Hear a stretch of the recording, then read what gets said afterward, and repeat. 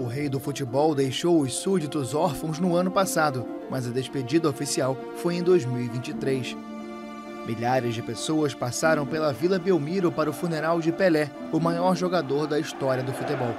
Torcedores de vários times, mas principalmente do Santos, abraçaram o rei, levado em cortejo fúnebre nos braços do povo.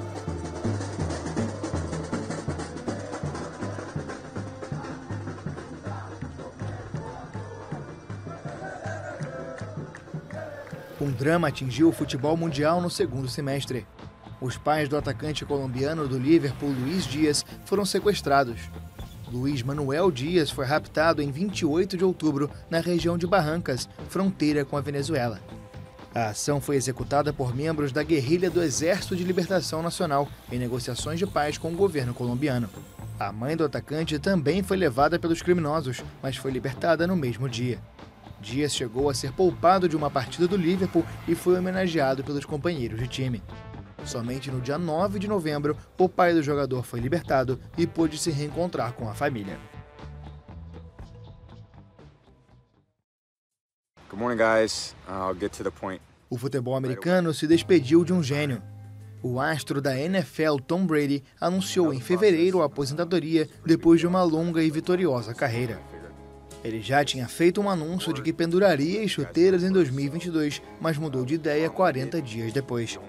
Considerado um dos melhores da história, Brady é o jogador que mais vezes venceu o Super Bowl, o maior título do esporte, 6 vezes pelo New England Patriots e uma pelo Tampa Bay Buccaneers. O tênis brasileiro viveu momentos históricos neste ano. Bia Haddad Maia se tornou a primeira brasileira a chegar a uma semifinal de Grand Slam desde o US Open de 1968 com Maria Esther Bueno. Com a semifinal de Roland Garros, ela se tornou a primeira mulher nascida no Brasil a se colocar entre as 10 melhores do mundo desde que a classificação do circuito feminino foi introduzida em 1975. Ela só foi eliminada do saibro francês na semifinal pela polonesa Iga Swiatek, dominante no cenário do tênis feminino mundial. Entre os homens, o sérvio Novak Djokovic também entrou para a história ao alcançar o 24º título de Grand Slam, igualando o recorde absoluto do tênis de Margaret Court.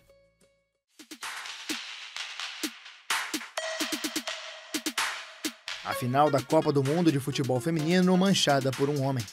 Depois da conquista do título mundial pela Espanha, durante a premiação, o presidente da Federação de Futebol do país europeu deu um beijo forçado na boca da atacante Jenny Hermoso, diante de câmeras do mundo inteiro. A atitude gerou revolta mundial e pedidos imediatos pela renúncia do dirigente, que dobrou a aposta e afirmou que tinha o consentimento da camisa 10 da seleção. O caso foi parar na justiça como agressão sexual e coação, além de uma investigação da FIFA pela conduta de Luís Rubiales, que só renunciou ao cargo mais de 20 dias depois. Na Espanha, outro triste capítulo do esporte mundial foi escrito em 2023. Os repetidos casos de racismo no futebol, especialmente contra Vinícius Júnior. Logo em janeiro, no dia do clássico entre Real Madrid e Atlético de Madrid, um boneco foi pendurado com a camisa do atacante brasileiro em uma ponte da capital espanhola para simular o enforcamento do jogador. Os ataques racistas geraram indignação em todo o mundo do futebol, mas não pararam por aí. Ele voltou a ser atacado em outras ocasiões. Já nas últimas rodadas de La Liga, no estádio Mestalla, contra o Valência, Vini acusou mais insultos racistas. Imagens divulgadas nas redes sociais mostraram diversos torcedores chamando o brasileiro de macaco e o técnico do Real, Carlo Ancelotti, afirmou que nunca tinha visto um estádio inteiro proferindo insultos racistas. Na Europa, um longo projeto esportivo finalmente chegou ao ápice. O Manchester City de Pep Guardiola e tantos investimentos ao longo dos anos conseguiu vencer a Liga dos Campeões pela primeira vez. Depois de bater na trave em 2021 e chegar às semifinais no ano seguinte para sofrer com uma virada histórica do Real Madrid, neste ano, o tão sonhado título continental foi conquistado pelo lado azul de Manchester. Em uma final tensa contra a Inter de Milão, que tem 3 títulos da Champions League, o volante espanhol Rodri fez a diferença e anotou o gol que deu o troféu aos Citizens.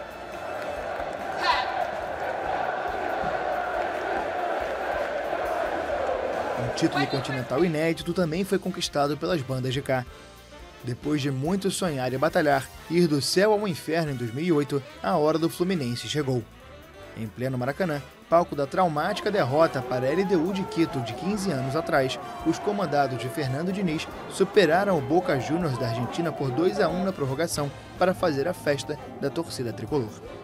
Marcelo, que retornou para o clube que o formou depois de vencer tudo na Europa, Cano, que se tornou um implacável artilheiro depois dos 30 anos, e Diniz, com seu estilo marcante e diferente de jogo, são histórias fascinantes dessa campanha.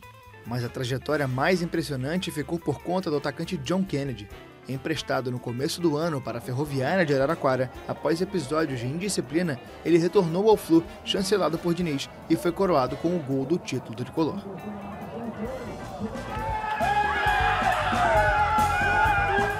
Se a Libertadores teve um desfecho emocionante, o Brasileirão não deveu em nada para a Copa Continental.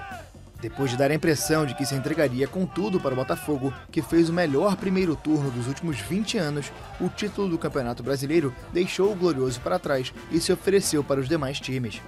Liderado por um adolescente e comandado à beira do campo por um técnico histórico, o Palmeiras se fez valer da consistência que tem demonstrado nos últimos anos para conquistar mais um título.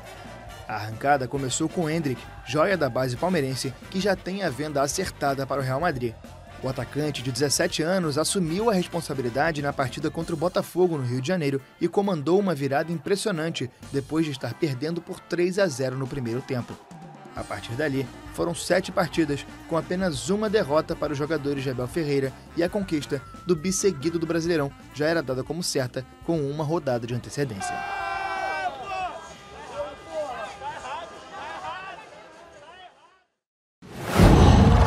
Qual?